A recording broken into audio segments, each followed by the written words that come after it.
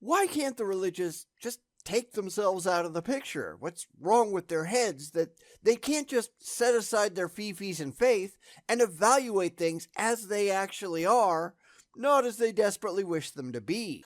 We're going to try to investigate that a little bit today, not that it's really going to change anything.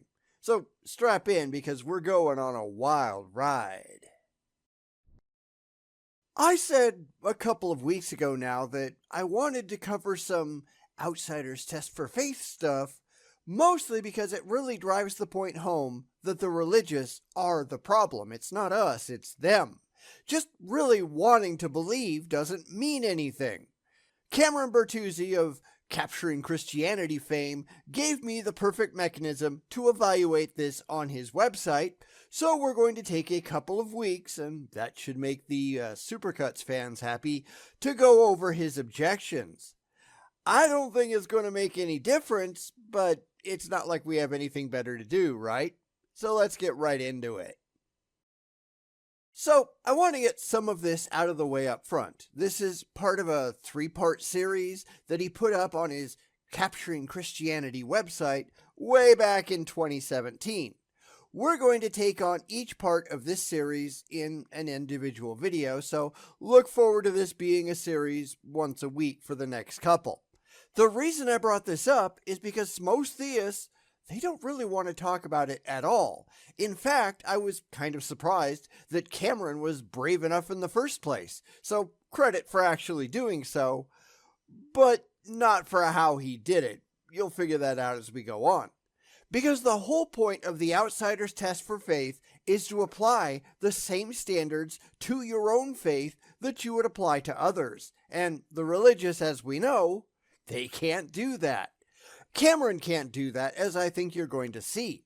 And I haven't even read any of these articles further than what you see here yet. There is always going to be a double standard, and the whole point of the outsider's test for faith is to do away with that double standard. So I'm going to jump over the first bit here where he explains the whole setup, and you can of course go and read that on your own if you'd like, and what he's going to talk about in each article, which doesn't really matter because we're going to go over the articles themselves. It's really not that important. And we'll just start at his very first point, which is talking about the test itself. So let's get going. First, he takes the definition from a 2009 article over on John Loftus's blog, so we'll just read through that to start. The outsider's test is simply a challenge to test one's own religious faith with the presumption of skepticism as an outsider. It calls upon believers to test or examine your religious beliefs as if you were outsiders with the same presumptions of skepticism that you use to test or examine other religious beliefs. Its presumption is that when examining any set of religious beliefs, skepticism is warranted, since the odds are good that the particular set of religious beliefs that you have adopted are wrong. And I think that's a very good way to start, because religion begins with the presupposition that everything it teaches is true a priori, and we need to back out of that. That is something that I've been advocating for many years. Go all the way back to the beginning and walk us through all the steps, leaving your faith and your fifis behind. I have never once found a single theist who could actually do that. They will all just assume things, assert things, embrace the stuff that they like for emotional reasons, and then just presume that it's got to be true. And you can't do that. You have to be able to justify it all to someone who doesn't already take it as gospel truth. So next, he gives 6 criteria for doing this, and I don't think it's much of a surprise that Cameron disagrees with all of it. The amount of skepticism warranted depends on 1. The number of rational people who disagree, 2. Whether the people who disagree are separated into distinct geographical locations, 3. The nature of those beliefs, 4. How they originated, 5. How they were personally adopted in the first place, and 6. The kinds of evidence that can possibly be used to decide between them. My claim is that when it comes to religious beliefs, a high degree of skepticism is warranted because of those factors. Now, I don't know just how much I agree with all of those. For the first, for instance, how do you define rational? Because the religious are going to automatically assume that everyone on their side is rational, even if they're not. They just really want it to be true. And this is a problem I've had with a lot of people who just say, well, rational is if you can just come up with a reason that sounds good to you. That's not rational. Rational depends on being based on logic, reason, and evidence. If you're not using those criteria, your decisions are not rational. Therefore, let's skip all of that crap. In fact, I think we can really throw all of those out and just stick with number 6. What evidence is there for the claim that is being made? How do you demonstrate that it's actually true, regardless of your feelings on the matter? Because your feelings don't mean anything. So let's focus on that one primarily as we move on, although we will go through all of Cameron's objections.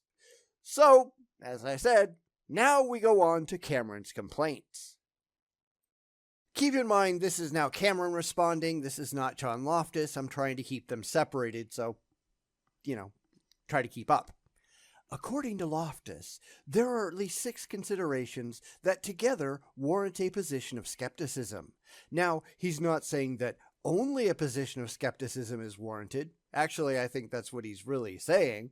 Rather, he's saying that each religious person must subject their religious beliefs to the crucible of reason. In defense of B, he says, if after having investigated your religious faith with the presumption of skepticism, it passes intellectual muster, then you can have your religious faith. It's that simple. If not, you must abandon it like I did. But that's exactly what he's saying, because one shouldn't take any position unless it can pass intellectual muster. Here's where the religious really try to apply a double standard to their own beliefs. My beliefs are special. Says who? This is why you need to get rid of the double standards. Nobody's beliefs are special. There are things that are actually true in the world that we all share. Those are true for you, for me, for everyone. It doesn't matter how you feel about those things. They're still true. There is no your truth or my truth. There's only the truth. This is, I figure, Loftus's whole point, or at least it would be mine if I was the one who came up with the whole thing. The religious are claiming that their beliefs are true, but they're not applying the same standards to their beliefs that they are to everything else in reality.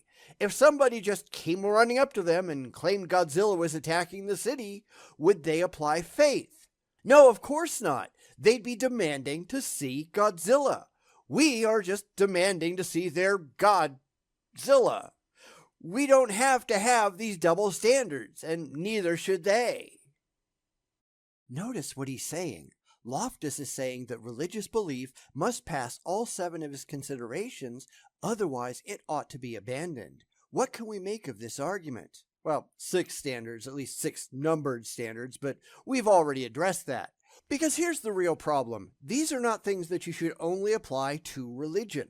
These are things that you should apply to absolutely everything. Everything in your life you should look at skeptically. You don't want to say, well, these apply to this, but not to that. No, that's the double standard we're trying to get rid of. Your religious beliefs, your fifis, don't matter. And that's the whole point of this. Get over yourself. Figure out if the things that you believe are actually true. And don't ask, do I like it? Ask if it's true. But that's not how this works for the religious, is it? What I figure Cameron is going to pull here is, but I don't like that. Well, nobody cares what you like. This is really an attempt to pull you out of the picture because you don't matter. And that's something that a lot of people just can't handle. Reality exists beyond you. If you had never been born, then the question of whether or not a God exists would still be ongoing. This is something that a lot of people have a real problem with. Too bad. Get over yourself. Now he's going to get into some big time complaining, so I guess we should get to that next. The genetic fallacy. As I mentioned in my post on wish fulfillment, which granted we didn't read, So use your imagination. In our reasoning, we must always be careful to avoid the genetic fallacy. The genetic fallacy is committed when a conclusion is rejected because of how a person came to believe it. For example, consider the following claim. Lisa was brainwashed as a child into thinking that people are generally good. Therefore, people are not generally good. The fact that Lisa was brainwashed as a child says nothing about whether people are generally good. Likewise, the fact that the religious beliefs are generally tied to specific geographical locations says nothing about whether Christianity or any other religion is true or false. But see, this is the problem. He's saying, I came to this conclusion in a way that I happen to like, therefore my conclusion is true, instead of taking himself completely out of the equation at all. His example is just ridiculously flawed, but I guess we can use it. Cameron was brainwashed as a child into thinking that God was real. That doesn't mean that God is real. It also doesn't mean that God isn't real. That's why we need to take Cameron out of the picture, because his brainwashing means absolutely nothing to the question being asked. In both of these, whether for Lisa or for Cameron, their experience is entirely irrelevant. People are either generally good or not good, and God either exists or does not exist, whether Lisa or Cameron had been born or not. The genetic fallacy that he's trying to use here is just flawed. The goodness of people or the existence of God isn't linked in any way to how these people grew up. But that's not what we're trying to say here, is it? We're trying to find out if these assertions are true at all, entirely beyond Lisa or Cameron's experiences. Their personal perspectives are irrelevant. They need to stop pretending that they are.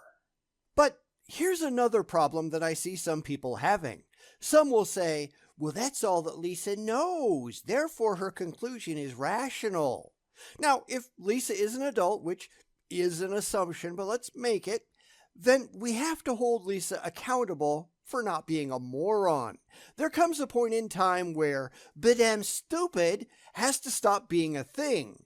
There comes a point where you should know better. There comes a point where we just have to hold people accountable. Cameron should know better. In fact, he does know better because it's been explained to him many times. He just doesn't like it.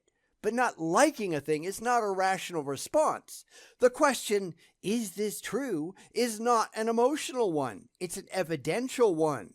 Yet people like Cameron, they don't care. They are not remotely concerned about the factual reality of their beliefs.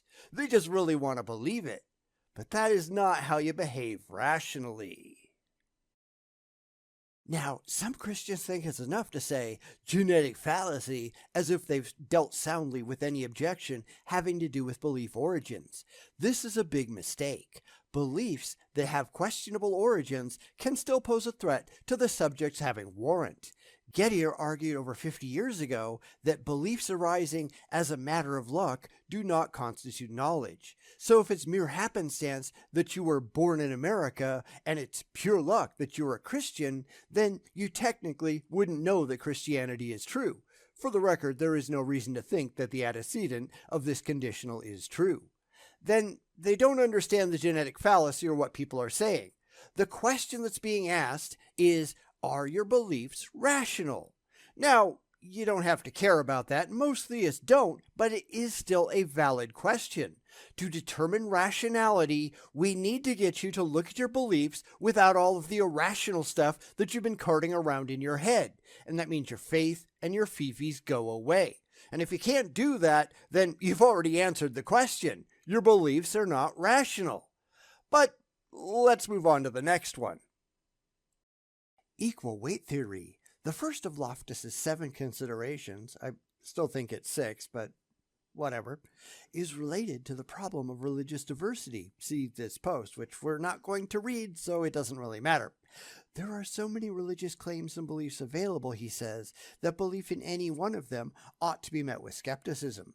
And that's true. Belief in anything ought to be met with skepticism. I don't care about religious diversity, although the fact that Christianity, for instance, is so diverse with more than 45,000 distinct sects, that ought to make you even more skeptical that any individual one is actually true. That this religion that claims to be the one true religion, its followers can't seem to agree on anything. Now, he's got some more coming up, and I'll wait to address it until he does, but it's very interesting that so far he's only got excuses for the things that he doesn't like. He's not actually addressing anything that Loftus, or really any atheists, are actually saying. He's just showing how much he really wants to believe. This argument uses what philosopher Joseph Kim calls equal weight theory. This theory says that one should give equal weight to an epistemic peer's belief or opinion in the case of disagreement. Two people are epistemic peers when they have roughly the same intelligence, access to the same evidence, and so on. But we really don't, and honestly, we really shouldn't. Which is why we rely on external criteria more than, well, it sounds good to me.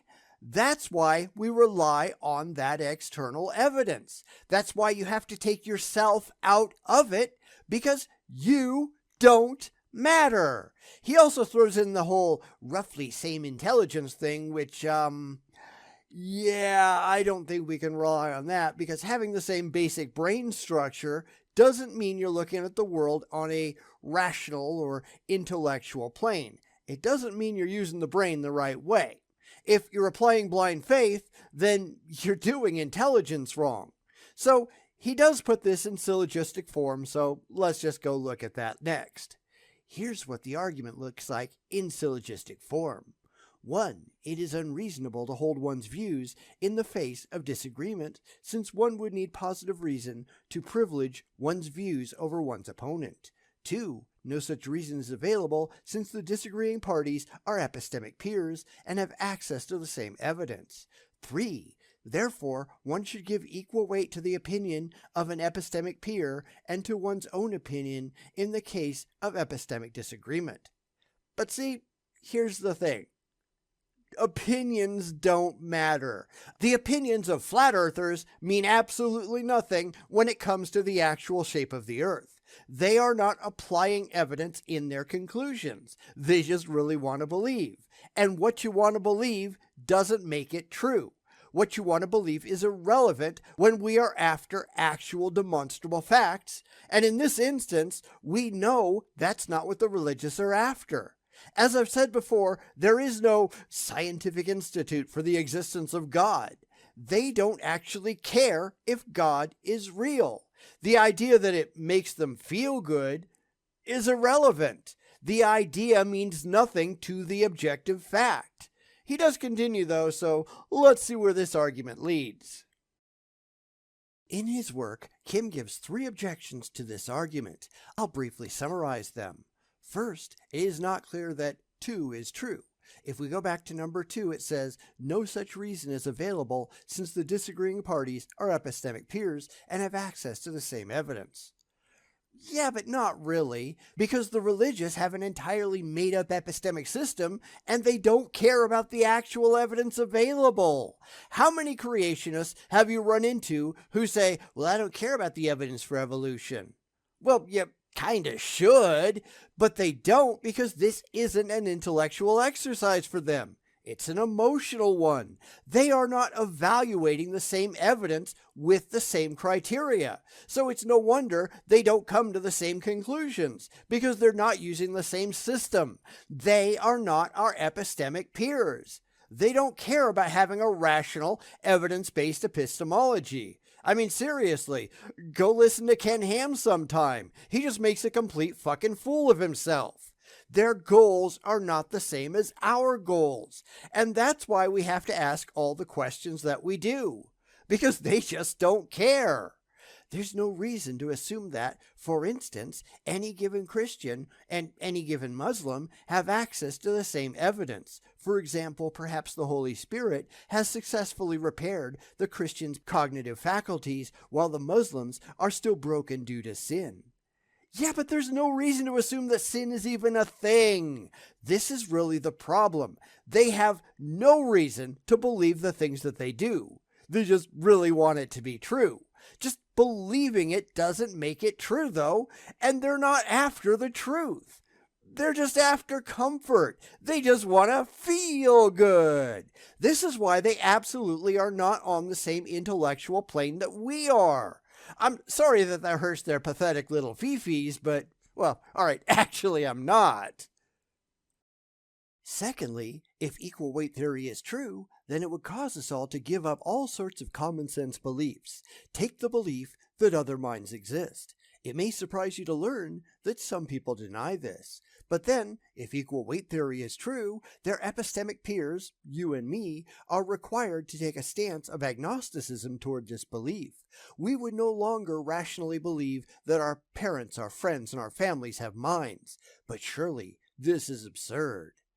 But see, here's the thing. Reality isn't based on common sense. It's based on evidence. Yes, there is a point at which we just have to assume that others exist. Because if others don't exist, then we can't have a conversation, can we? There is no way past the problem of hard solipsism.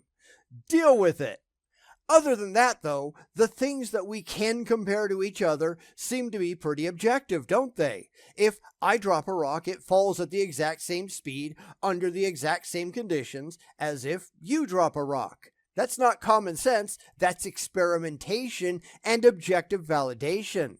Common sense is hardly even a thing, and in fact, common sense is often wrong. By common sense, if you look up in the sky, the sun and the moon are roughly the same size. I mean, after all, eclipses work, don't they? They're just not the same size in reality. The only reason the moon looks larger is because it's so much closer to the Earth. Common sense says that matter is solid. We just know that it's not in actuality. If you're relying on common sense, then you are an idiot. And that's why you need evidence, and why people like Cameron, they just can't figure out why they're wrong so often. Common sense isn't really even a thing. Knock it off. But here's another thing that I just thought of. We're going to go back to what he said, but you notice how he said it, right? But my parents and my friends and my family, I can't assume that they don't have brains. I can't assume that they don't exist. Guess what that is? That's an emotional reaction. Not a rational one, not an intellectual one, emotional. Because that's what these people tend to be. Emotional.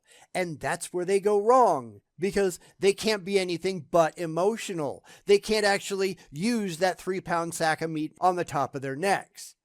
That's where they go wrong. I wish they could figure it out.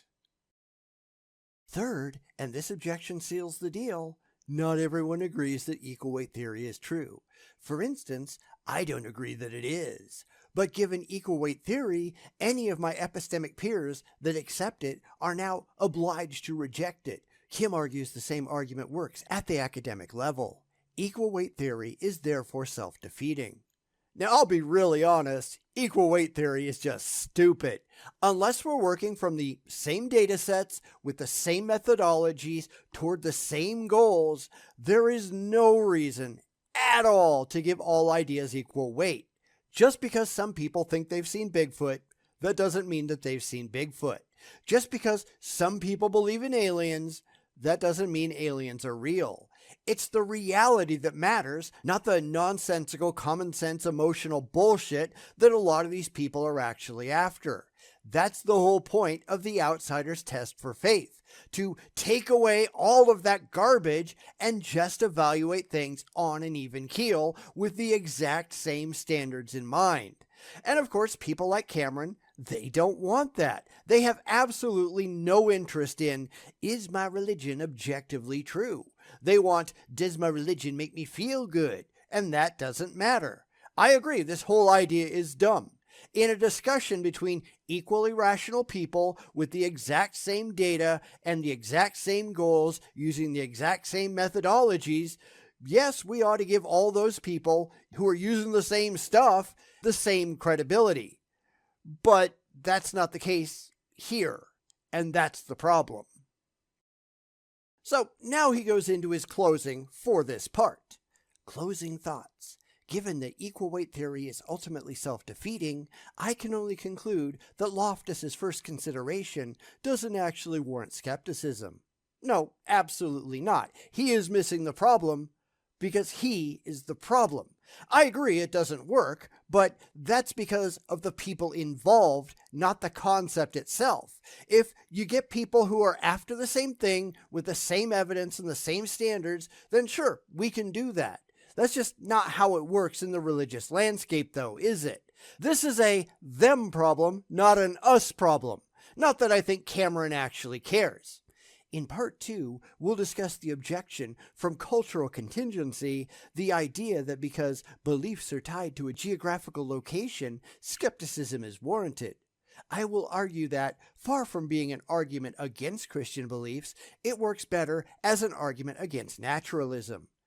Except I don't think any of those things are at all worthwhile either. We'll get there though, but Cameron is missing the entire point of the outsider's test for faith because he doesn't want to hold a single standard. This is the biggest problem for the religious. They want to feel special. They want to think there's an invisible father figure in the sky just watching over them all the time. But this is all just an emotional reaction on their part. And because they can't take themselves out of it, they can't see the reality for the trees. This is a them problem, as I keep saying. So anyway, what do you think so far? This really comes off as a long series of excuses, which is really all the religious are any good at. They just want to believe. They're happy to run around with the goalposts so long as they can get back to their emotionally comforting conclusions, and that's as far as their mental, with giant air quotes, activities go. But I really want it to be true. No, you don't. You don't have any interest in truth. You are only after comfort. And so long as that's the case, I don't really know what to tell you people. You will keep making complete fools of yourself. And they don't seem to think that's a problem. Do you? I mean, let me know in the comments and I'll see you all next time. Why can't the religious be honest? We ask that a lot, but there are no good answers here, at least from them. Instead, they have an emotional attachment to their beliefs, and caring if any of it is actually true, they just don't want to do that, do they? So they just make excuses and run and hide.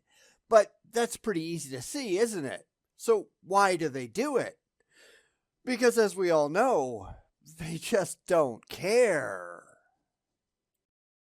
Welcome back to the second article in Cameron Bertuzzi's Outsiders Test for Faith series.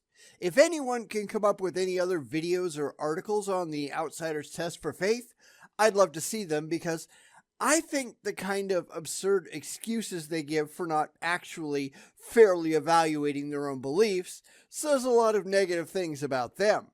Granted, they don't care, as we'll see. They're just hoofing it around with the goalposts and trying to avoid actually addressing the real questions at hand because the actual question makes them look dumb.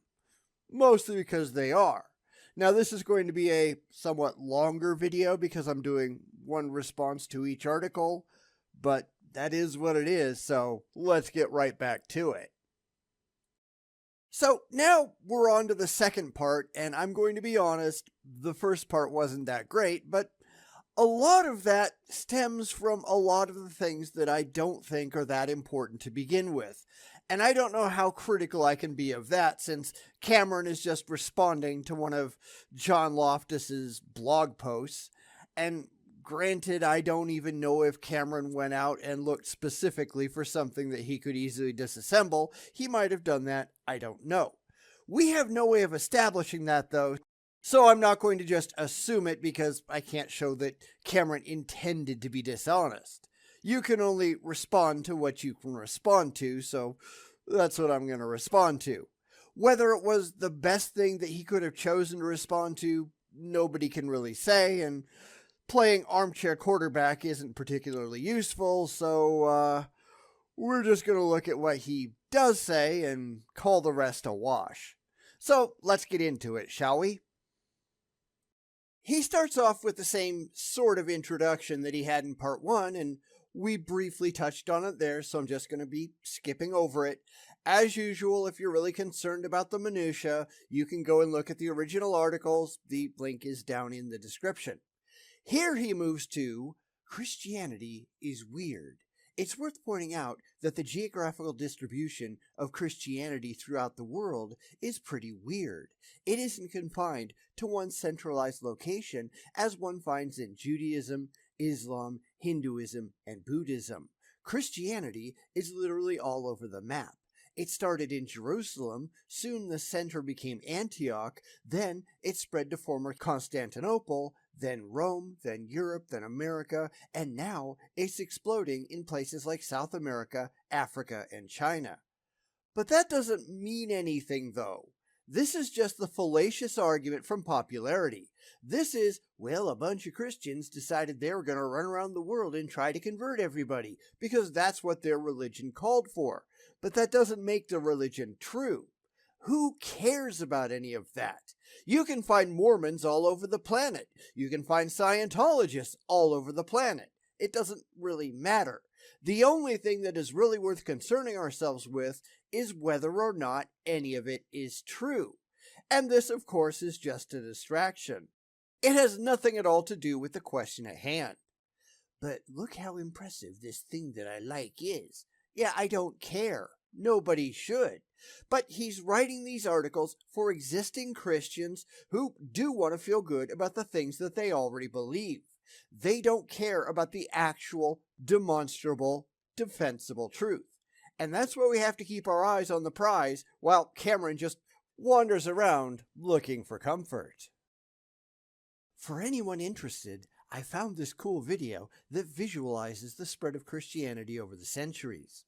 Anyways, the point is that the geographical distribution of Christianity is not centralized anywhere.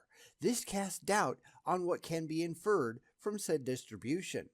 That aside, let's get clearer on how Loftus's second consideration in his outsider's test for faith is supposed to work. Again, it doesn't matter.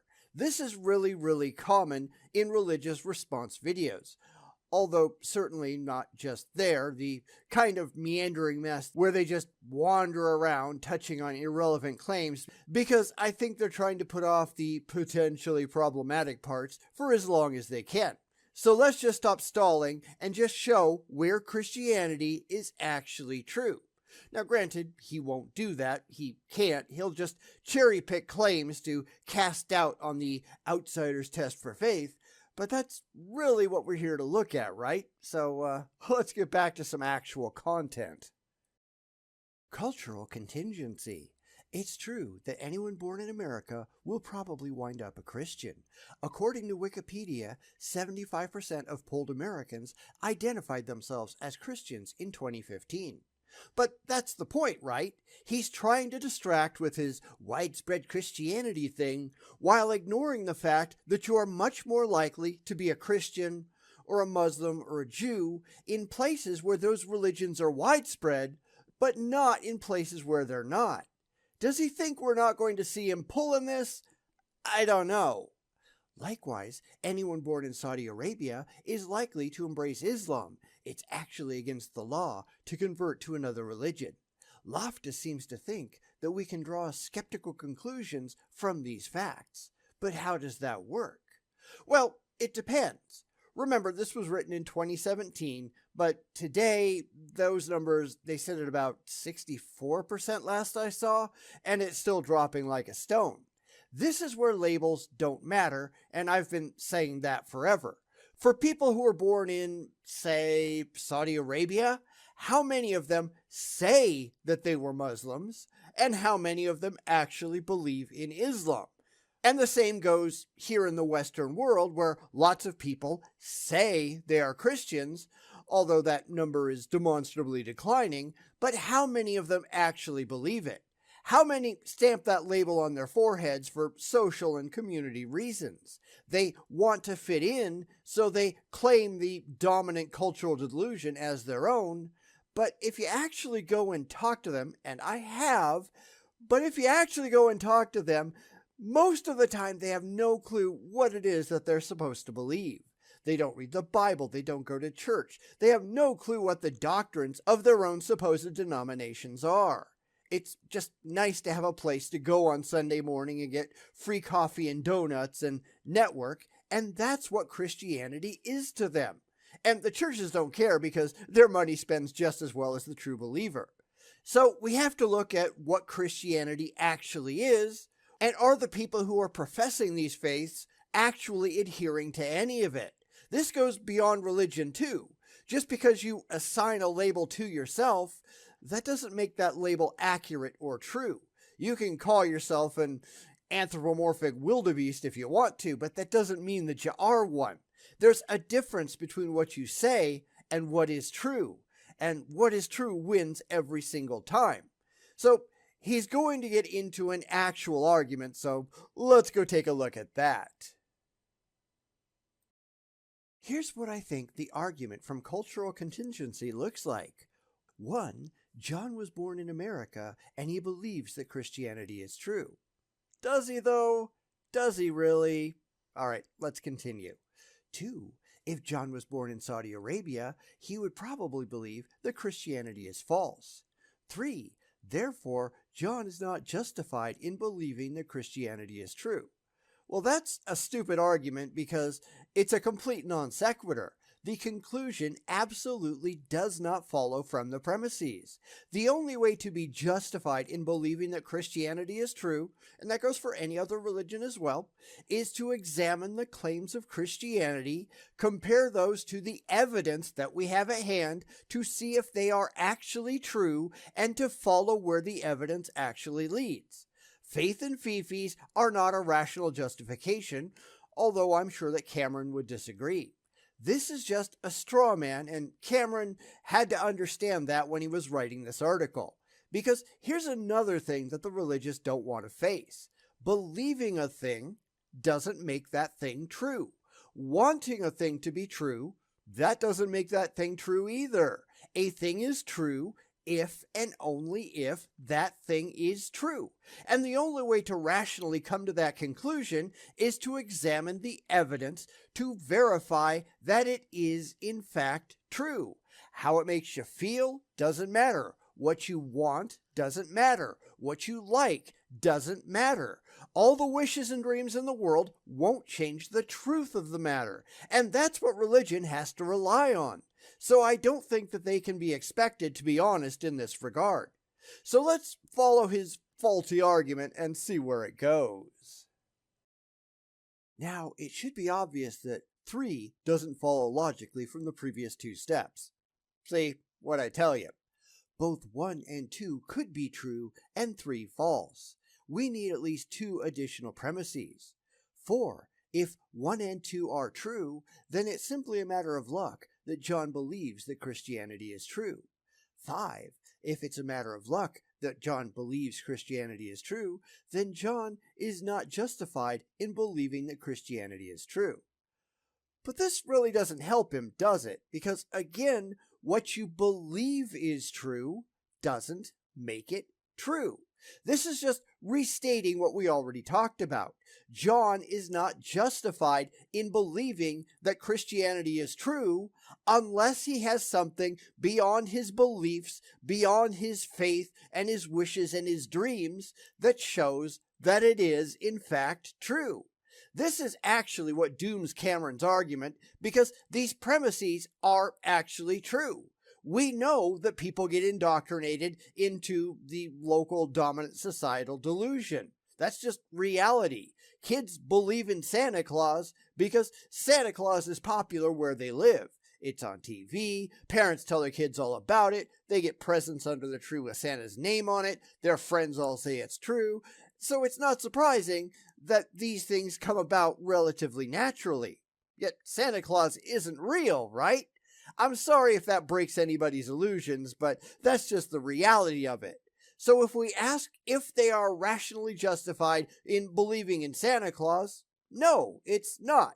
Even if that's the only information they haven't done enough research, and granted, we are talking about kids here, but they haven't done enough research to actually determine if the claim is factually true.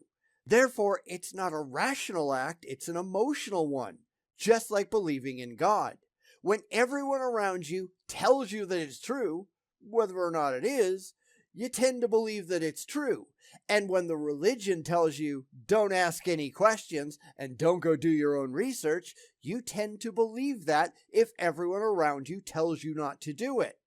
But that doesn't make any of it true, does it?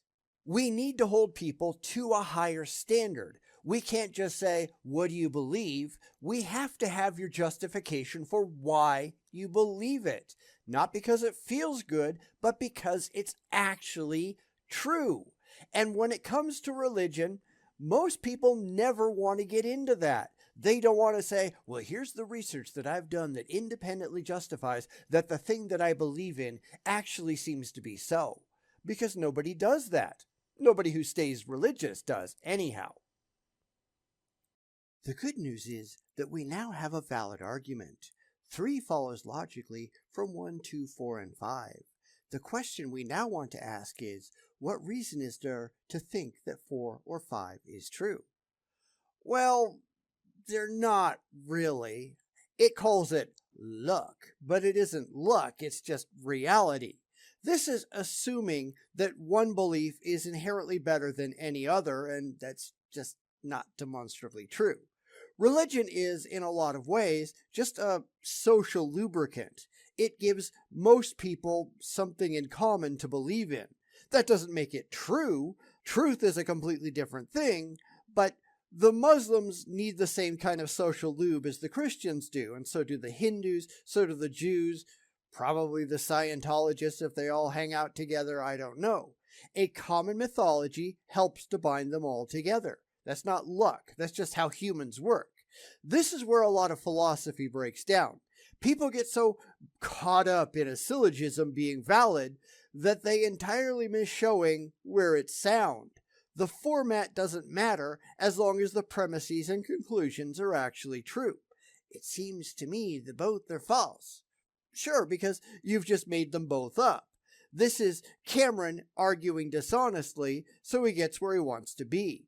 We see this with the religious a lot, and not just them, a lot of people, but especially with the religious. They're starting with that emotionally derived conclusion, and they're damn well going to end with it because that's what they want.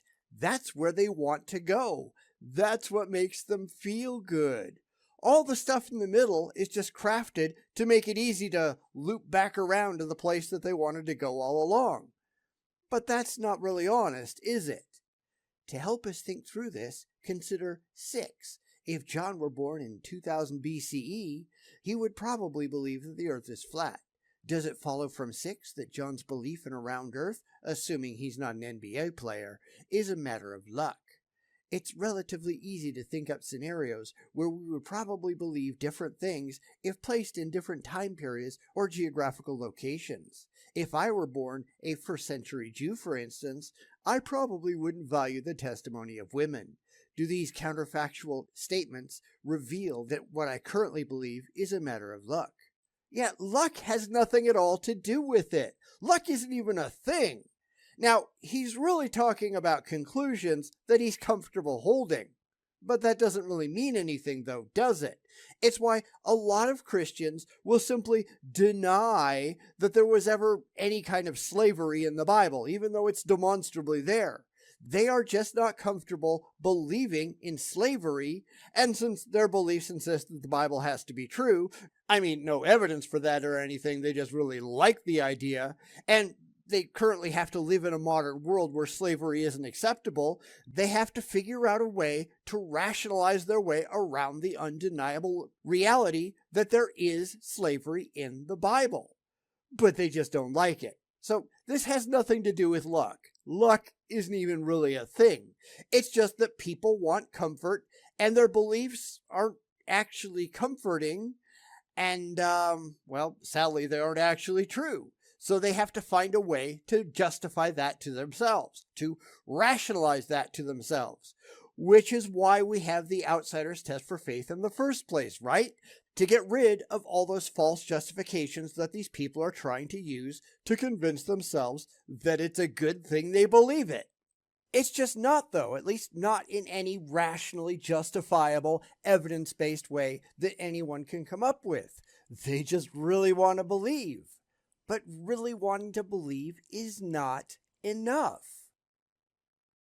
Loftus's luck. Suppose for a moment that Loftus's luck precludes knowledge. If I am lucky in this way, then I don't know that the earth is round. I don't know that the testimony of women is valuable, and so on.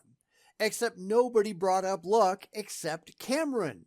He made up those premises. He structured them in such a way that was useful to his argument, and now he's pretending that it all comes from anywhere but his own head. There is no luck involved. If you lived in a culture that was afraid of water for whatever reason, then that would be what said culture believes. Luck has nothing at all to do with it. This is just a subjective value judgment, and the religious are really good at that, aren't they? That's why cultural indoctrination has to go right out the window. If you want to know if the earth is an oblate spheroid, because that's what it is, you don't look at how you were raised. You look at the actual evidence. What you believe doesn't matter. But these people can't get that through their heads, can they? If you care if the things in your head are actually true in the real world, then you stop being concerned with what other people tell you, and you go out and you do your own work. You stop caring about what other people say. You go and find the truth, because the truth is not based on what other people say. It's not based on what you were indoctrinated into. It's based on what the evidence points to, because what you want doesn't matter. Consider what it looks like from the viewpoint of Christianity and naturalism. If Christianity is true, then the reason I wasn't born in another time or place with a different set of beliefs is because that isn't the world God chose to create. I was born in 1987. Geez, you're young. But anyway, because he chose to create this world. It's not happenstance that I wasn't born a first century Jew. Rather, it's the result of God's initial creative act. No luck involved. But see, I don't care about your viewpoint. Those don't matter. And notice, he's playing the whole if Christianity is true thing without actually testing Christianity to see if it's true. He's doing the whole if means because. But we know that's nonsense. The reason you were born where you were born is because that's when and where your parents fucked. That's the entire answer. There is no purpose behind your existence other than your parents fucked, and there you were. But the religious don't really like that fact, so they assume that it can't be true. Too bad. Your feelings don't matter. Stop making a fool of yourself. On the other hand, if naturalism is true, if no God and nothing like God exists, then it's mere happenstance that I exist here and now instead of in some other time and place. Yep, it is. Because you're not special. Cue the irrational tears. It doesn't matter what you want to be true, only what is actually true, and the actual truth, based on all of the evidence that we have, is that you are just a cosmic accident. Any one of your father's sperm could have met up with any one of your mother's eggs, in theory at least, and then it wouldn't have been you. It would have been somebody else. Or if your mother had gotten impregnated a month earlier or a month later, then it wouldn't be Cameron that we're talking to, not the Cameron that we understand today. It would be someone else with a different arrangement of genes and probably a completely different personality. If things had gone different for Cameron when he was growing up, then he could have been a very different person. Now that terrifies these people, but there it is. It is, in fact, true. He, as he is today, as he is in any conceivable way, he's not special. None of us are. We need to stop pretending otherwise. Naturalism entails that we are all lucky in the spatiotemporal sense. But if this is true, and this kind of luck precludes knowledge, then naturalism precludes knowledge. No, actually, none of that is true. Because here's the problem that Cameron has. Cameron assumes that things were meant to be a certain way. They weren't. Shit just happened. This is the way reality actually is. Cameron's not here because some magical man in the sky wanted him to be here. He's here because shit happened. And there he was. He just popped out whining and stupid. And unfortunately, he hasn't really gotten a whole lot better since then. This is the assumption that the religious make, which is completely unjustifiable. It's just dumb. It turns out this is a much bigger problem for naturalism than for Christianity. But we're not lucky. This is all a failure of assumption, not of reality. Now, I guess you're lucky that you survived the whole gestation process, because we know at least 10 to 20%, something like that, of all pregnancies end in natural miscarriages. That you might be able to spin as luck. And actually, the numbers are probably higher than that, but at the moment, that's all we can prove. Because that only applies to women who know that they're pregnant. The ones who don't, we've got absolutely no statistics on. If you want to describe yourself as being lucky there, okay, sure, just knock yourself out. Maybe you were lucky that you didn't get killed in a natural disaster, or you didn't get hit by a bus or whatever, because some people are. Some people die that way.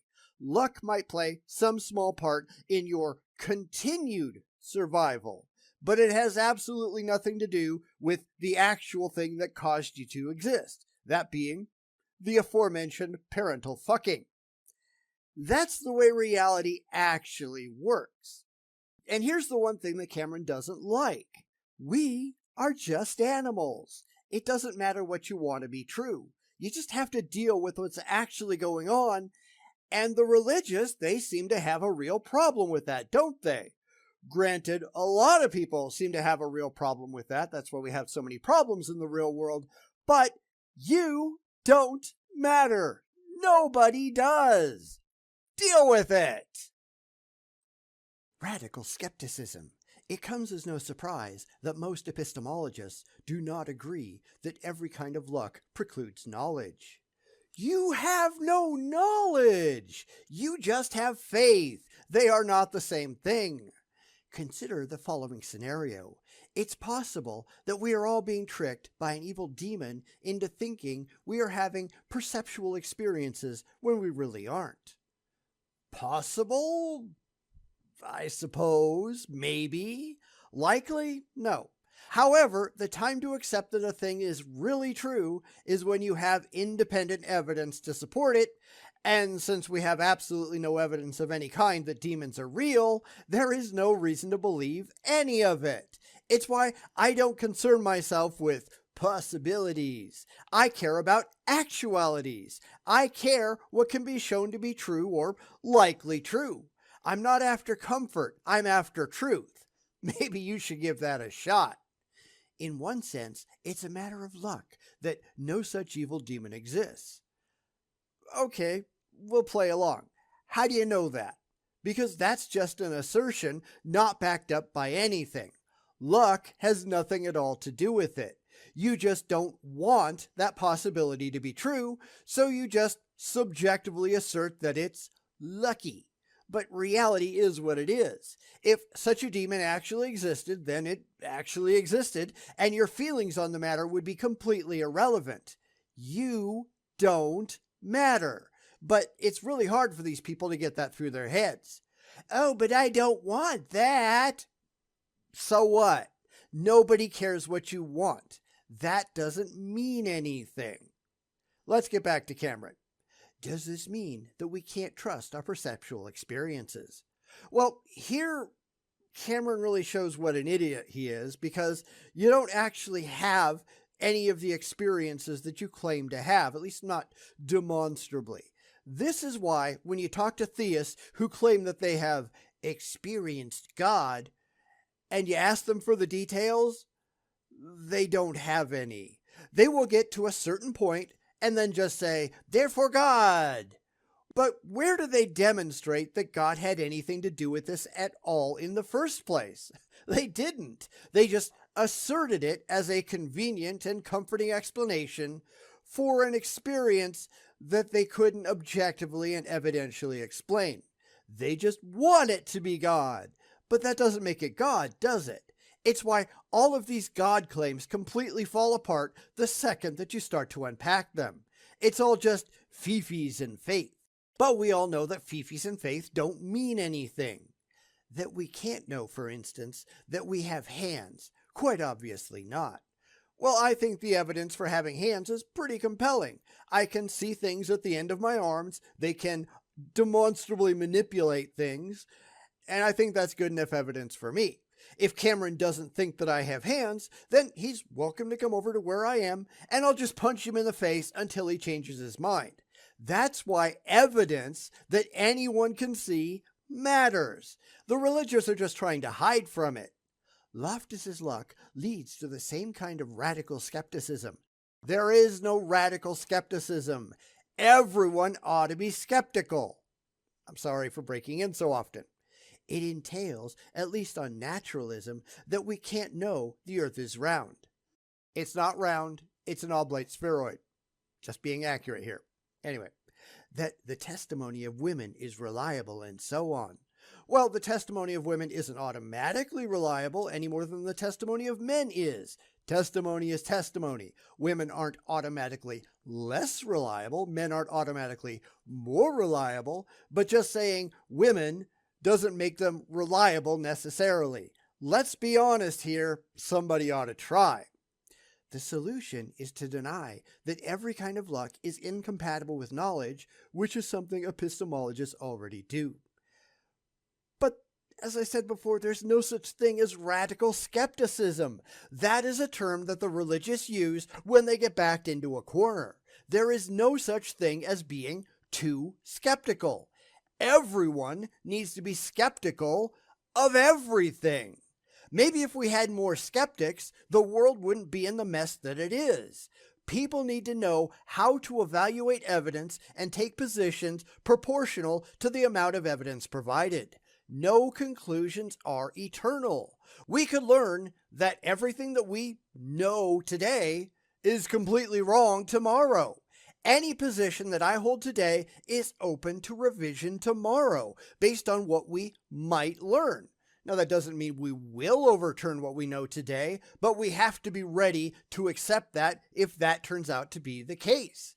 The only rational way to learn things is to be skeptical. Yet, the religious aren't rational, are they? They just really want to believe because it makes them feel good. This is just Cameron trying to defend his faith, and it doesn't work. It's actually really kind of dumb, isn't it? A new version. In the original article, Loftus responds to a similar objection by saying this. This is why I've deployed the challenge of the outsider test for faith in the first place, to test religious faiths against such luck. If the test between religious faiths is based entirely on luck, then what are the chances, based on luck alone, that the particular sect within Christian theism that one adheres to is correct? Now, I still don't agree with the wording because I don't think luck has anything at all to do with it. Luck implies that there is a preferred position that is either good or bad, and it's just there. Good and bad are entirely subjective anyhow. The point, at least my point, is that assuming that your beliefs are true just because you like them is entirely indefensible. If you acknowledge that had you been born in another culture, your beliefs would likely have been different, then your own beliefs are nothing special either. This is why we have to get rid of double standards and why everything that Cameron has said so far relies on them. He just really likes Christianity. Therefore, Christianity has to be true because he really likes it. And that's entirely circular and stupid. Here, he asks what the chances are that the specific religion one adheres to is correct, based on luck alone. Notice that Loftus's argument is contingent upon it being the case that a person's belief is based entirely on luck. So if my belief in Christianity is not the result of luck, for example, then it doesn't follow that what I believe is unlikely. In the context that it's being used, then Yeah, sure, I guess. I just don't like the terminology, but I guess it works if we take any subjective value judgments out of it. You just so happened to be born when and where you were in a culture that just so happened to be heavily steeped in Christian mythology. If you want to call that luck, sure, whatever, but it doesn't make it a good thing. It doesn't make it a bad thing either. It just means it's a thing. But if you had been born in Saudi Arabia, then the exact same thing would have been true. You almost certainly would have been a Muslim. If you were born in Nepal or India, then you probably would have been a Hindu. That has absolutely nothing at all to do with the truth of any of these religions. It's just pure indoctrination. Unfortunately, Loftus hasn't even attempted to motivate his antecedent. I've bolded it above. Thus, this new argument immediately faces an undercutting defeater. But we can take it a step further and provide a rebutting defeater for an explanation of these kind of defeaters, C3, which whatever. Loftus is just pointing out the reality. Your religion isn't true because you believe it. You need to believe it because it's true. You just happen to believe it because you just so happened to be born where it was commonly practiced. I hate to have to keep pointing this out, but this is why you need to remove your feelings and your faith from the equation. That's the whole point of the outsider's test for faith. Would you accept this if it was about another religion? Very clearly, we're seeing that the answer is no. Virtually no one has beliefs that don't at least seem or appear true. No, people have beliefs that they want to be true, but that doesn't make them true. People have beliefs that they interpret to be true, but that doesn't make them true.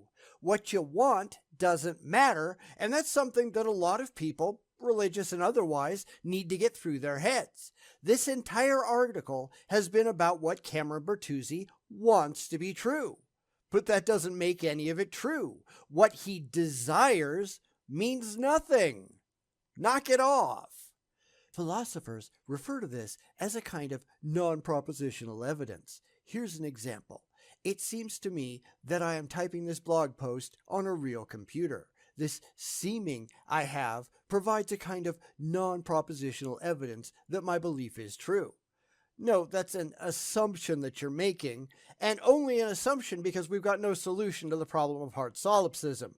You just have to accept that it's true, that the real world exists beyond your head, even if that is not something for which you can provide any defensible evidence. Yet, that doesn't go for everything, and that's really what Cameron is trying to do here. He's saying, well, it works for this, which really it doesn't. We just don't really have a choice. And then he just wants to declare that because it works for this, it must also work for everything else. And no, I'm sorry, it just doesn't. It's not conclusive evidence, but it provides me at least some justification, some reason to think that this computer actually exists. But it doesn't, though. That computer could be an illusion. You just have to assume it isn't because everything else in reality is based on that single basic assumption. We all have to do it, otherwise we go mad. But we also have to understand why we do it, and for far too many people, they just don't. They do it because it makes them feel good, and they don't understand the underlying assumptions and reasons for those assumptions, why we all do. It follows that no matter what one believes, Christianity, Judaism, Hinduism, Buddhism, naturalism, etc., their belief is not based on luck alone. It's at least in part based on non-propositional evidence. Luck still has very little to do with it at all. Reality isn't what you want to believe. Reality is what's actually true. Assuming that our initial position that reality exists at all, which of course we already said we cannot demonstrate conclusively, but assuming that's the case, then reality is what so. All he's really saying here is that it seems to me, which doesn't matter. This is why you have to take yourself and your faith and your fifis completely out of it and look only at the evidence. It's not a guarantee that you're going to get to the truth, but there are no guarantees at all, are there? So you kind of have to deal with that. Given these two defeaters, I can't see any reason to accept Loftus's argument. Because you don't want to. That's all I'm getting from any of these articles. He has a heartfelt belief in something that he can't demonstrate is true, so he's just running around with the goalposts and pretending that makes his own undemonstrated beliefs somehow valid. But it doesn't work that way, Cameron. You're just wrong. Concluding thoughts. In summary, I've argued that geographical location bears no epistemic implications for religious belief. No, you just claimed it. Geography demonstrably impacts which beliefs a person is likely to have, religious and otherwise. It also says absolutely nothing about whether or not those beliefs are factually true. You notice the one thing that Cameron hasn't even tried to address, right? Whether Christianity is actually true. But I believe it means nothing. This is just running around with the goalposts and ignoring the only question that actually matters. Because he just doesn't care. If we take the argument at face value, it's a much bigger problem for naturalism than for theism. How is this a problem for naturalism at all? Because naturalism isn't a belief system. It's a reaction to the objective evidence. This is something that the religious don't seem to be able to get through their heads. They treat naturalism like it's a religion, but it's anything but. We only have evidence for the natural. That's it. Therefore, naturalism is the only position that has any evidentiary support. It's the only rational position that one can actually take. Cameron doesn't like that, although I'm sure he doesn't actually understand why. He just really likes what he believes and figures that's got to be enough. But it's just not. This is the problem with just preaching to the choir, because you know what they're going to presuppose and what you can conveniently skip over because they're not going to ask any of those difficult questions. Yet we are not part of that choir, are we? We have a lot of questions, and Cameron, even today, he still has no answers. He didn't then, he still doesn't, and he still doesn't care. Then we saw the philosophers reject the idea that every kind of luck is incompatible with knowledge. We are otherwise faced with radical skepticism. No, you just made all that shit up. There is no luck, not as you're trying to use it. It's not luck, it's just random chance. If Cameron's parents had converted to Islam before he was born and moved to the Middle East, he'd probably be on YouTube today trying to convert people to Allah. Christianity isn't special. Neither is Islam. Neither is any other religion. It just exists because it's a social lubricant and it's been around so long that most people don't even question it anymore. It's just part of the social landscape. But that doesn't make it true, and that's the question that Cameron hasn't even addressed yet. Maybe in the last part, I don't know, but don't hold your breath, because I think we all know he just doesn't care. Lastly, we saw that Loftus's attempted response faces both an undercutting and rebutting defeater. No, Cameron purposely misunderstands what Loftus was trying to say and then just runs around with the goalposts some more because he doesn't want to address it. Now, I'm not really here to defend Loftus. That's his job, not mine. But this is all just crap. It really is. Tell me you didn't see this coming a mile away, because I know I sure did. So that's 2 parts down and 1 still to go. And so far, he has said nothing of any intellectual substance. If you think otherwise, explain how that is down in the comments, because the stuff that he's saying is really embarrassing.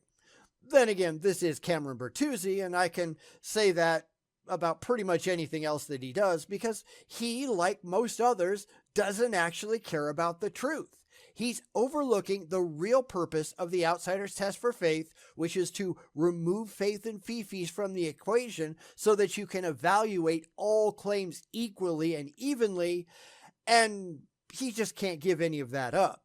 So until next week, try not to be like Cameron, making excuses and not caring about reality. Only makes you look like an idiot, and, yeah, Cameron can dumb with the best of them, can't he? Don't be like Cameron. Be better. Why don't the religious ever care about reality? Every time we point out what they're doing wrong, they rationalize their way back to, but I really want to believe it. Well, it doesn't matter, and today's article is just going to prove how true that is. So let's go take a look.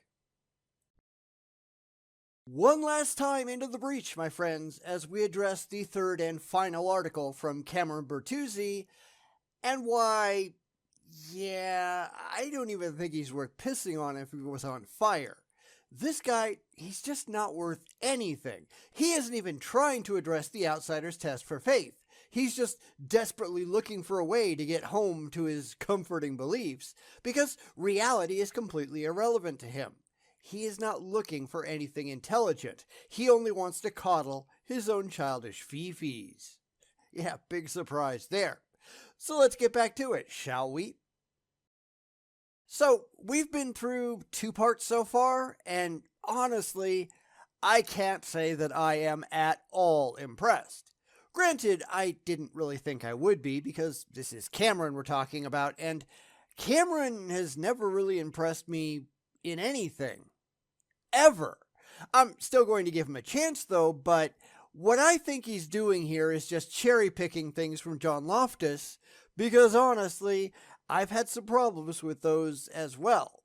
And then running around with the goalposts as the religious often do. So let's jump into the last part and see if he manages to redeem himself. And I'm not really holding my breath, are you? Again, as in the last 2 parts, we're just jumping past all his introductory stuff, but I think it's just going to go over what he's already done, and we've already been there and seen that, so why bother? So we're going to pick it up at Reformed Epistemology.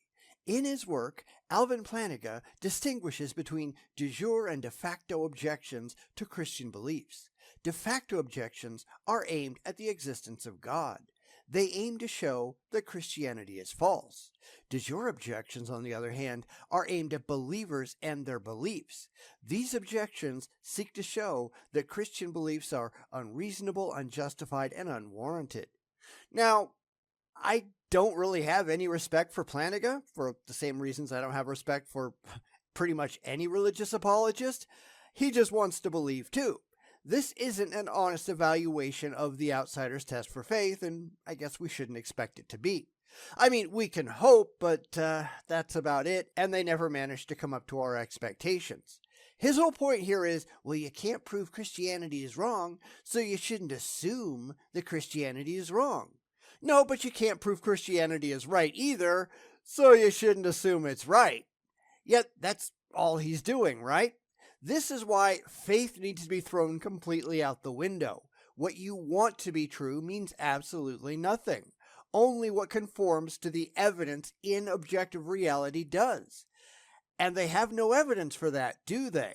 And that's really the problem when talking to the religious, and why I focus so much on the actual existence of a God.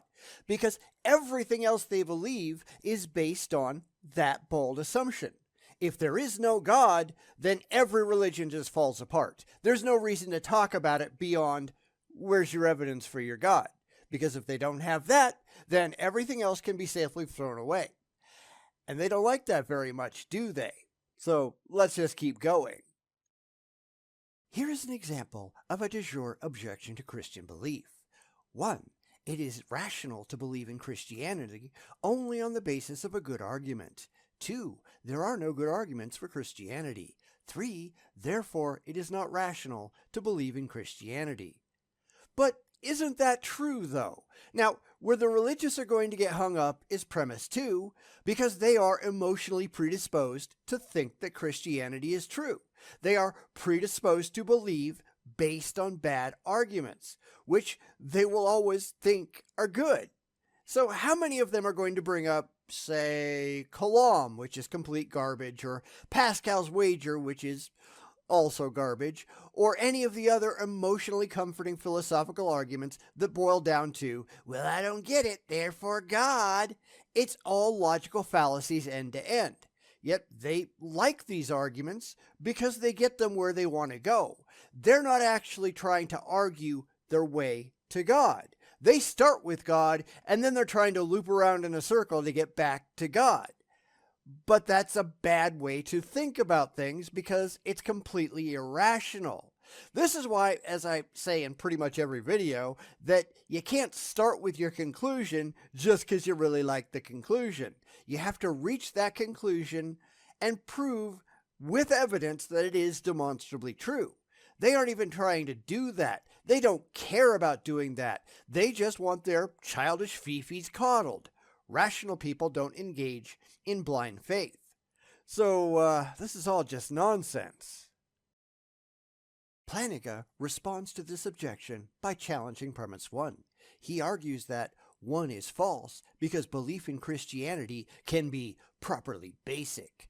A belief is basic when it is not held on the basis of any argument, which makes it bullshit, but there you go. However, not every basic belief is properly basic. Properly basic beliefs are basic beliefs that are rational for a person to hold. No one is holding the basic belief that your next gamble at the casino will make you a millionaire. On the other hand, when I jam my finger in a car door and believe that I feel pain, this belief is both basic and properly basic. Yeah, but it isn't. This is just philosophical masturbation. I believe because I want to believe because I want to believe. But you don't get to just declare your beliefs rational because you want them to be rational. They actually have to qualify for rationality. And that's why we take this out of an individual's hands and say, here's how we are as a group, not necessarily as a species, but as a group, this is how we're going to define rationality. And they don't want to do that, do they? Because the whole example there just shows how little he understands it. If your brain interprets pain, then this is just your brain interpreting pain. Is that pain real? Maybe, depending on external factors. If you have a dream and in that dream you feel pain, then did you actually feel pain? No, you didn't. Your nerve endings were not damaged in any way. You can be hypnotized into thinking that you feel pain if you're open to that kind of thing. Does that mean that you actually felt pain? No. But we can hook you up to a machine and we can measure the responses of your nerve endings, and we know if you're actually feeling pain, regardless of how your brain might interpret it. Because pain is defined in a way that is not open to, well, I just believe it. Because that's stupid.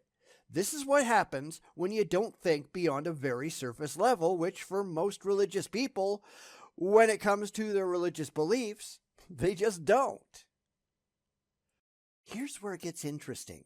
In his work, Plantinga argues that de jure objections reduce to de facto objections.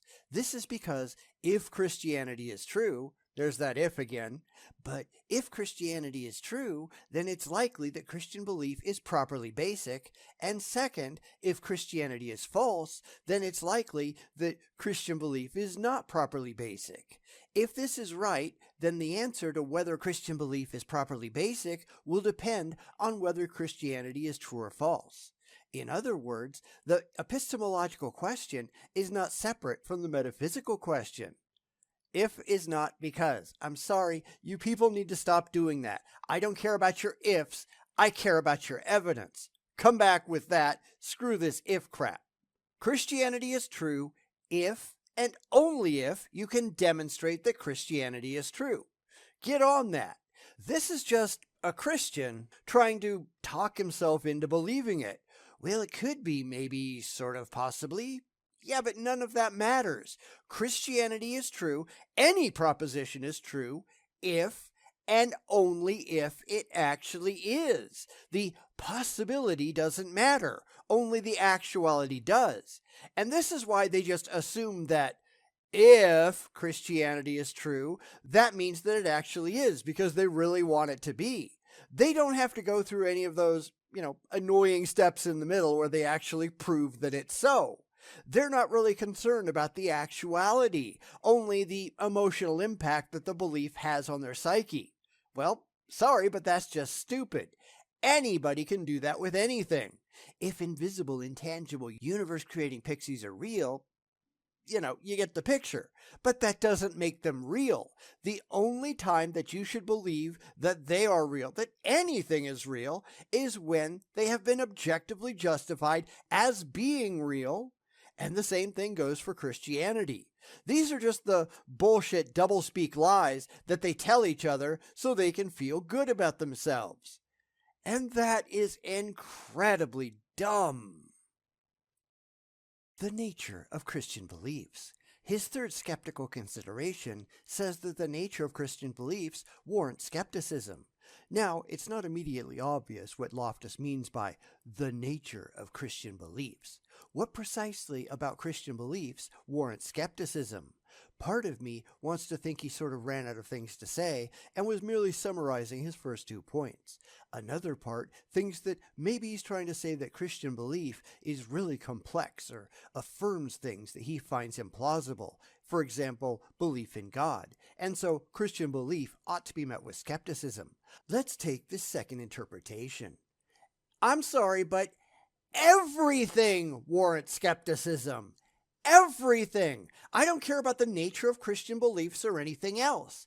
Any claim made about anything in the real world warrants skepticism. Absolutely anything. Here I figure, and I could be wrong, but I figure that he's going to try to make a case that Christianity is somehow special. Something like that. I've seen those before. And no, sorry, you're wrong. Christianity isn't special. One standard, that's it. There is no nature of Christian beliefs because it's all just made up. You cannot show that there is a single nature of Christian beliefs. 45,000 distinct sects and all that. How is that any different than the nature of Hindu beliefs? It's all just made up. So no, I'm not going to let him go down that road either without criticism. But let's see if I was right. Let's see what else he has to say. Suppose that, for whatever reason, Christian belief is super unlikely. Let's assume this is true for the sake of argument, because he doesn't want to admit that it's true, but whatever. Does it follow that Christian belief is unjustified? Well, if Reformed epistemology is true, then no, it doesn't necessarily follow. Likelihood has absolutely nothing to do with truth. What is the least likely religion ever? Something that was believed by one person for, say, 1 second in the entirety of human history, in the entirety of the history of the universe. How likely is that? I'm sure it must have happened at least once, right? So, does that entirely unlikely event have anything at all to do with it being factually correct? No, of course not. Again, he returns to if is because.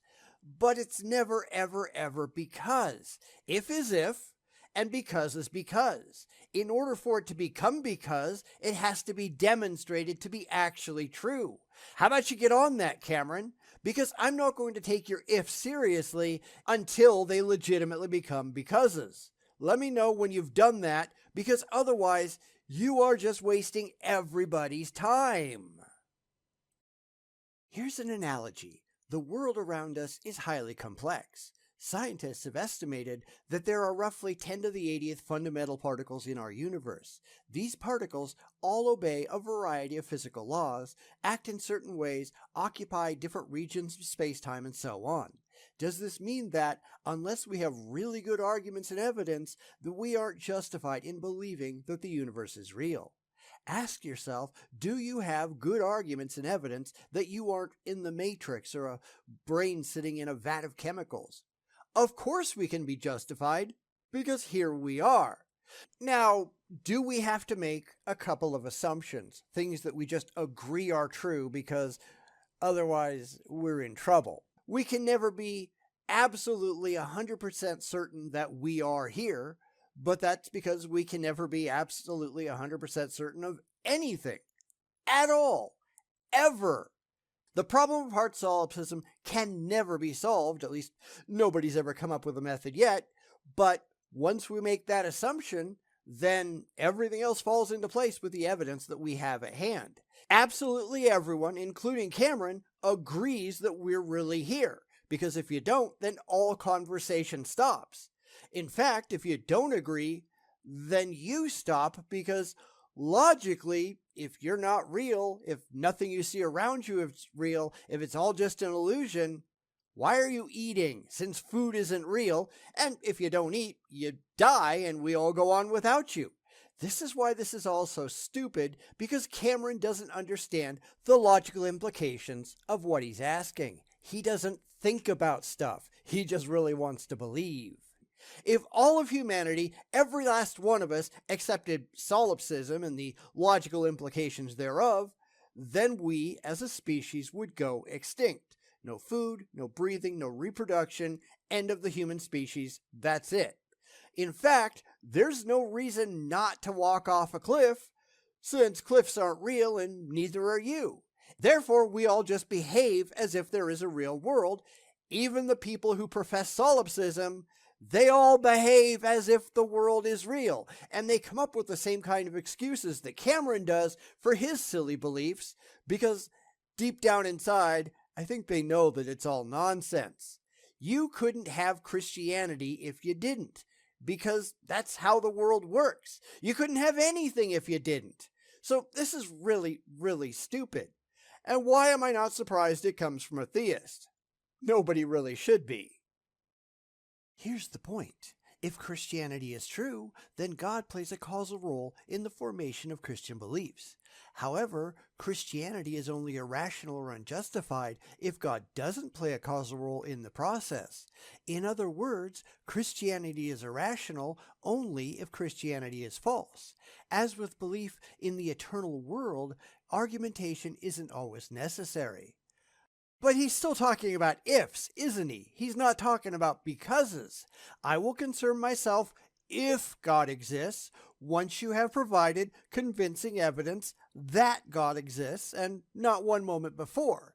But here's where he, and to be fair, most apologists go wrong.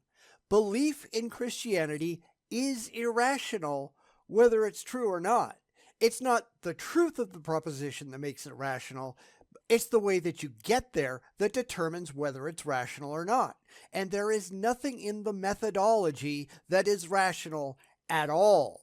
So let's take a non-religious subject. If, prior to Max Planck suggesting that radiation was quantized, which is where Einstein and a few others got the idea back in 1900, but if before that some random Joe Blow had said, "I have faith that there are quantum particles," he would have been irrational, even if ultimately he had turned out to be right. It's the methodology, the way that you actually get there, that makes you rational or not. The religious are not using anything remotely rational in their epistemology. They just really want to believe it, and that simply isn't good enough. Loftus's fourth and fifth considerations have to do with belief origins. The question of origins, at least with respect to religious belief, falls under the jurisdiction of cognitive science of religion, CSR. It's undeniable that religious beliefs are widespread, even natural. Most cultures throughout the centuries have believed in God or gods. It's safe to say that religious belief is both natural, biologically, and normal, statistically. But why is this? But here's the thing, and I don't think I should have to say this, but I guess I do. Widespread doesn't mean true. This is just an appeal to popularity, argumentum ad populum, which is, of course, a logical fallacy. This is where the religious love to run when they get backed into a corner. But lots of people believe in gods. So what? Lots of people used to believe the earth was flat. Some still do. That doesn't make it true, though. The Catholic Church murdered scientists and held them captive because they said that the earth wasn't the center of the universe. And those scientists were right. The Church was wrong. What else is new?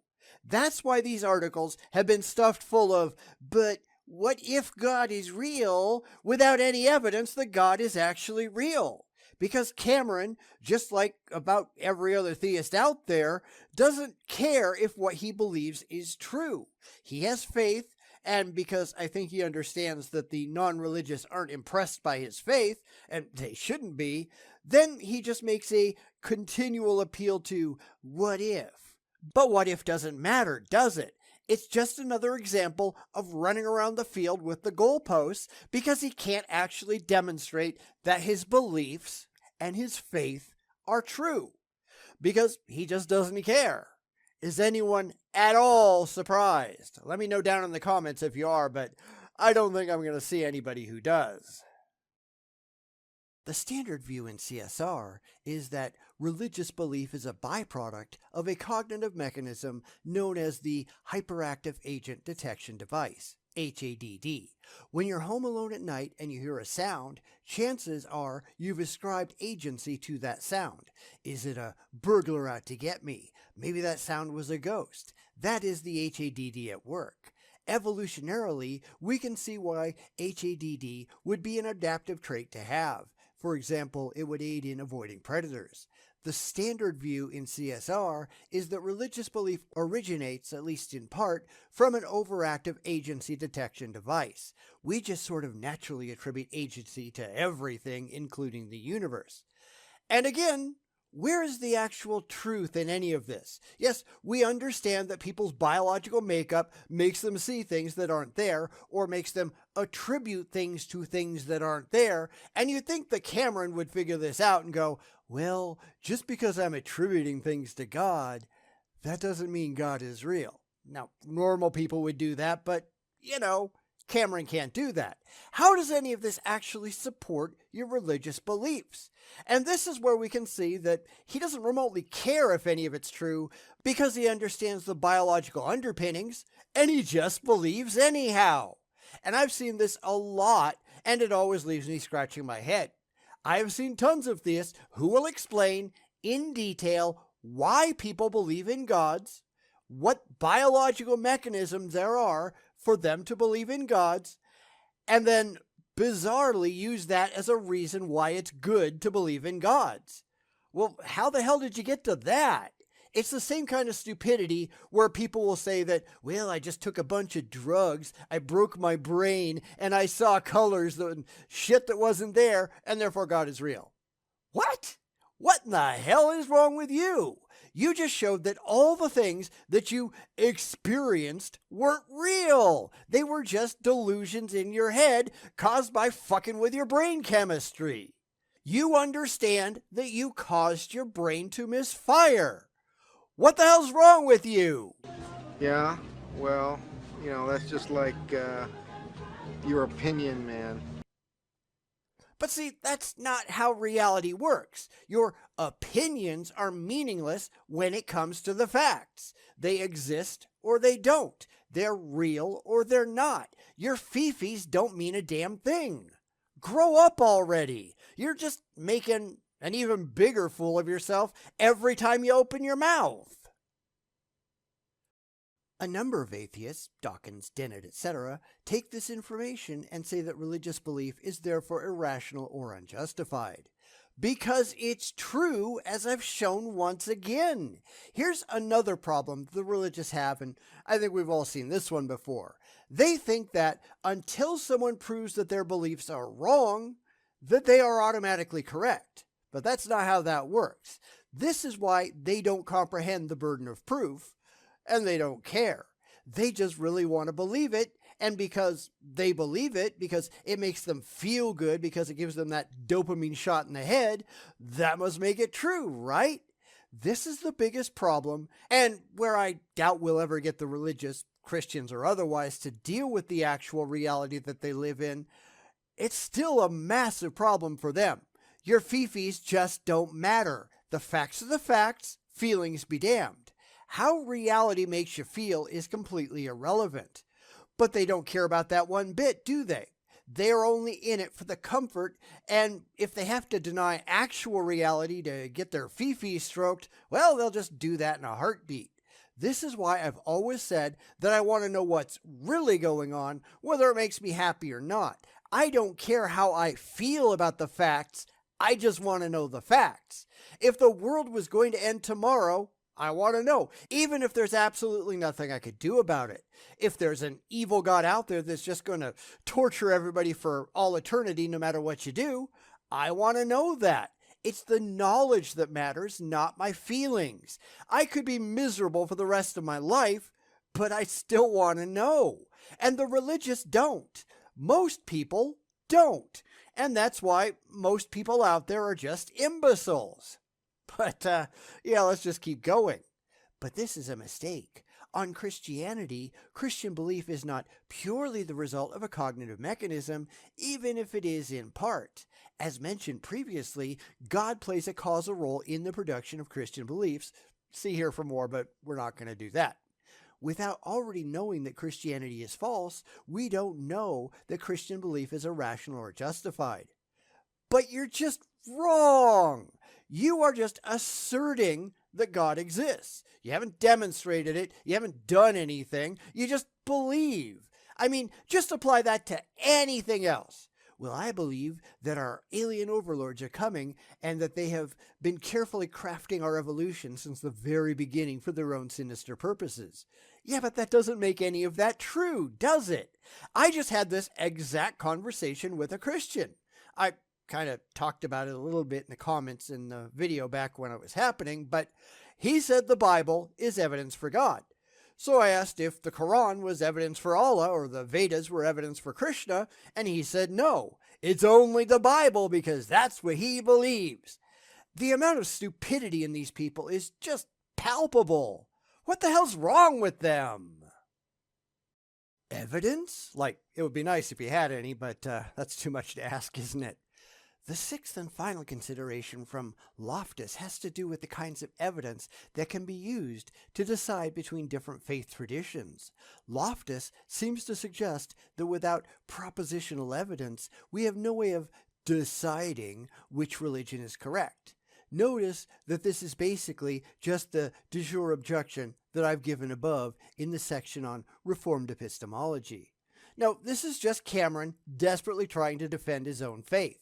This is why every single discussion with a theist tends to go sideways, because they will agree that evidence matters for everything else, except their religion. Or they will have an entirely different standard for evidence for everything else, except their religion. This is kind of what that discussion I was talking about a minute ago was doing. Well, my beliefs are true because I want them to be true. Everybody else is wrong because they don't agree with me. My feelings are the only arbiter of truth because I'm after emotional comfort. So there. But that's utterly childish. But that's what a lot of these people are. Children. They have never grown up and become rational adults. They only care about their feelings. They don't give a crap about objective fact. If I can tell myself a comforting story in my head, well, that just means it's all got to be true, right? No, fuck you. That's why we're talking about objective truth. Things that exist entirely beyond you and your silly imaginary tales. If I throw you out of an airplane without a parachute, you're going to fall and die. Well, I mean, 99.999 continuing % of the time, since there are a very, very small number of people who have survived it, most of it landing in trees, things like that, and they get really messed up. But that's really beside the point. You can't just wish gravity away because it's an uncomfortable truth that you just don't want to be real. You are going to go splat, even if you do live, but you're still going to get really messed up falling. If there is a God, and that's what you people believe, then it has to be that kind of real. If you can't show that it's true, then you shouldn't believe it. And that's how basic rationality works. But of course, that's not what the religious are after, are they? They just want to be comforted, and if they have to believe undemonstrated bullshit to get that kind of comfort, well, they'll do it because they're just idiots. Cameron is showing that right here. But I've made up a comforting story. Yeah, fuck off, Cameron. You are a moron. Grow the hell up. Then he just repeats the same failed syllogism that we already handled above, so we're not going to go into that again. He continues, Since I've already given Plantinga's response to this argument, I'll briefly summarize another approach. The Christian could deny premise 2, which is what I said they would do. She could argue that Christianity in particular has very good arguments in defense of this claim. She might appeal to a cumulative case starting with cosmological arguments all the way to Bayesian-type arguments for Jesus' resurrection. I've argued for both of these in my own work. See the links, which we're not going to look at. But here's the thing. Nobody cares about the odds. We care about the demonstrable facts. If you were in a murder trial and someone says, well, the butler did it. I mean, who else could have done it? That doesn't mean the butler done it. You have to have actual evidence supporting that contention. Or at least you should. Actual justice shouldn't be left in the hands of 12 people who are not smart enough to get out of jury duty. But that's neither here nor there. This is also a major problem that the religious have because they only care about what makes them happy, not what is actually true. And there's lots and lots of examples for that. I'm sure we can all come up with a couple of those in our own interactions with the religious. But I really want it to be true. That doesn't matter. Just because you really like the conclusion, that doesn't make the conclusion true. But it sounds good to me. Yeah, fuck off. Because this is exactly what happens when you apply your own wishes and dreams and fifis to the mix. You wind up believing things for no good, rational, evidence-based reason. Loftus is right. A Christian can rationalize their way to anything that they want because they aren't actually using reason, logic, or critical thinking. And this goes for a lot of people out there. The people running around in the woods looking for Bigfoot, they're doing the same thing. Well, that hole in the ground looks kind of like a footprint, so it's got to be one. Therefore, Bigfoot. Same thing. Not therefore Bigfoot. There's a hole in the ground that looks like a footprint. Or even there is a footprint. But you can't just arbitrarily assign it to Bigfoot any more than the religious can just arbitrarily assign things to God. That's not how that works. Lots of people have a serious problem taking a giant step backwards from their beliefs and trying to figure out what's actually going on because they don't care what's actually going on. They just want to believe. And if you're looking for a way to reach a conclusion, whether it's true or not, you will find a way, even if that way is complete nonsense.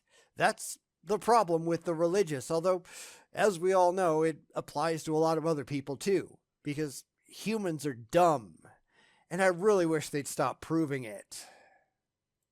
So it seems to me that both premises of this argument are dubious. There's no good reason to accept either one. Because you don't want to. Cameron has just proven that he's the problem. Now, like I said at the beginning, I'm not wild about how this was presented by Loftus. I think the entire outsider's test for faith can be summed up in one point. Although, I guess that makes it hard to write a book about it, so it is what it is. Treat your religion the same way that you treat everyone else's. Have one standard. If your religion doesn't stand out using that one standard, then you shouldn't believe your religion either. Care about the objective truth, which I think it's clear most humans simply don't. Most people are just trying to get by with as much comfort and dopamine hits in the head as they can get. And that's dumb, but it's true. I have no interest in dealing with people like that. And that's maybe why I'm just getting tired with dealing with most theists, because it's like talking to a brick wall, although the bricks are probably smarter. None of them care if what they believe is actually true. It just feels good to believe it, and that shouldn't be enough for anybody with a brain. And it's sad that so few theists actually seem to have one that works. Final thoughts. We've come to the end of my analysis of the outsider's test for faith. It's apparent that none of Loftus's considerations actually warrant skepticism. Epistemic disagreement doesn't. Geographical location doesn't.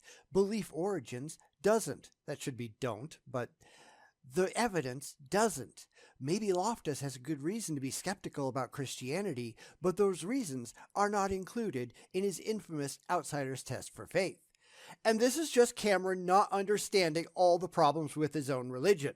Then again, he's not after demonstrable truth, is he? If he was, then he'd realize that adopting the common religion from the place that you were born, the religion that you were likely indoctrinated with from childhood, That doesn't make any of it true, but as I said, he's not after truth, he's just after comfort.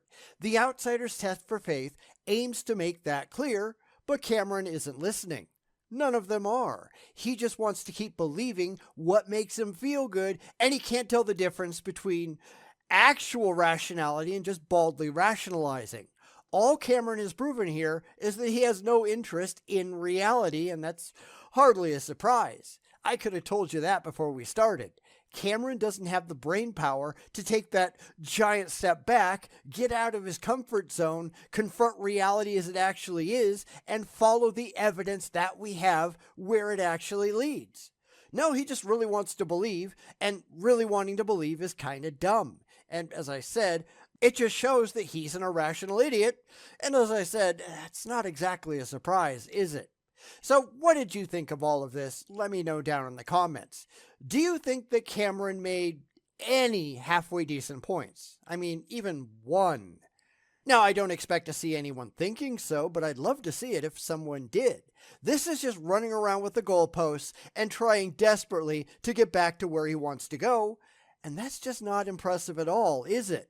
Most theists don't want to address the outsider's test for faith because I don't think they can do it intelligently. Certainly Cameron couldn't, but I'd love to see someone else actually give it a try. And if anybody out there comes up with an example that they want me to take a look at, by all means, send it my way. Most of these people are only pandering to their own echo chamber, and I'm not impressed with that, but hey, I'd like to see an actual serious attempt. Unfortunately, we're not going to see that because these people are dumb. But then again, consider the source of the stupidity. They're all believing crap that can't be independently, evidentially, or rationally defended. So, big surprise there.